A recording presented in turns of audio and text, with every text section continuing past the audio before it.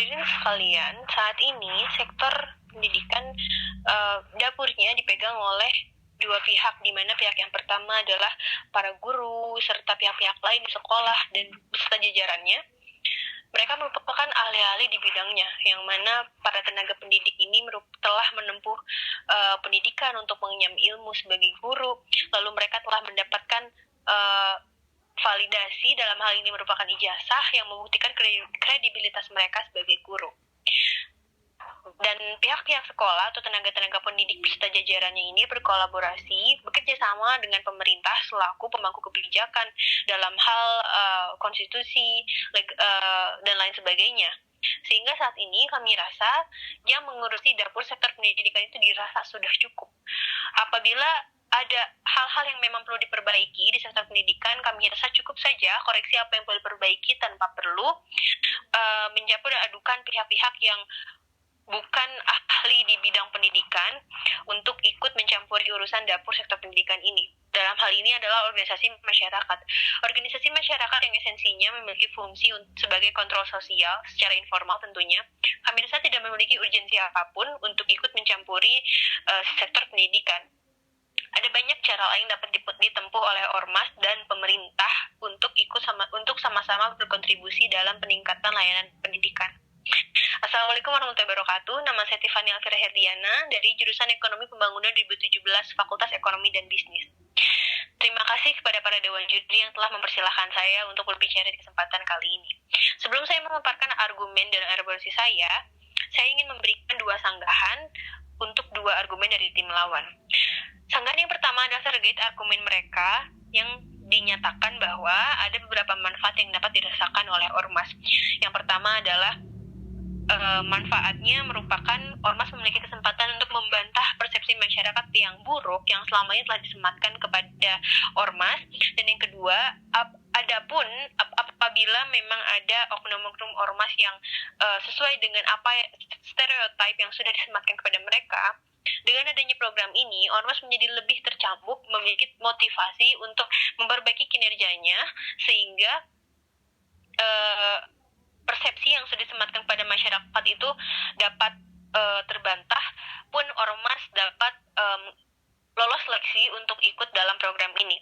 Jadi itu dia dua manfaat ormas. Namun, dewan juri sekalian, perlu kita pahami bahwa terkait persepsi masyarakat perihal pergerakan ormas di Indonesia itu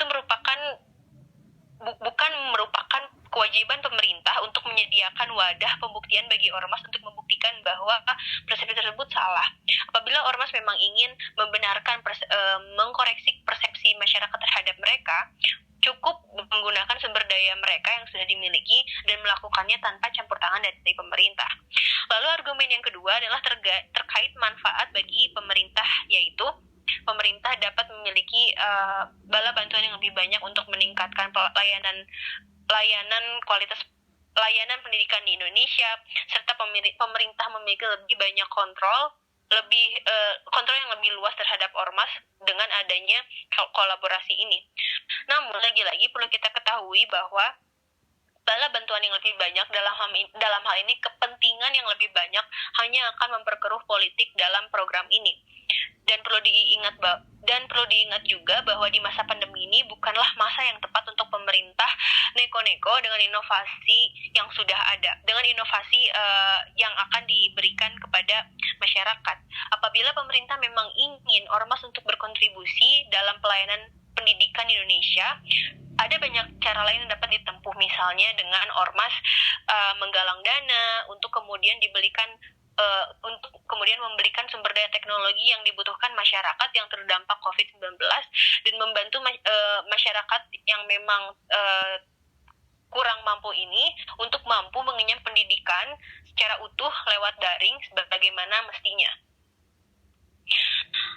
Lalu untuk argumen saya sebagai pembicara kedua di tim kontra kali ini adalah saya ingin membahas tentang bagaimana program ini rawan dipolitisasi. Dengan semakin banyaknya pihak-pihak yang memiliki kepentingan yang berkecimpung di satu kerjasama, itu justru akan meningkatkan nuansa konflik kepentingan di dalam bentuk kerjasama tersebut. Dan kami rasa inilah yang akan menjadi kekhawatiran terbesar bagi seluruh masyarakat Indonesia, terutama yang memang haknya mendapatkan layanan pendidikan yang terbaik. Kami rasa dengan adanya tenaga pendidik dalam hal ini adalah guru dan pemerintah yang berkolaborasi dalam dapur sektor pendidikan itu sudah sudah cukup.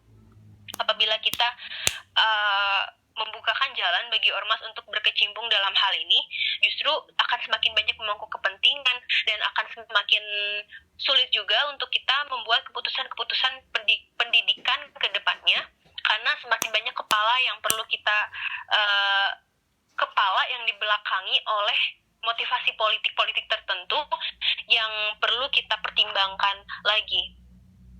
Sebagaimana kasus di mana NU dan Muhammadiyah selaku dua ormas besar di Indonesia yang sudah mengajukan proposal dan mengikuti seleksi ini, tetapi hengkang. Sebetulnya ada kecurigaan tersendiri dengan adanya kasus ini, di mana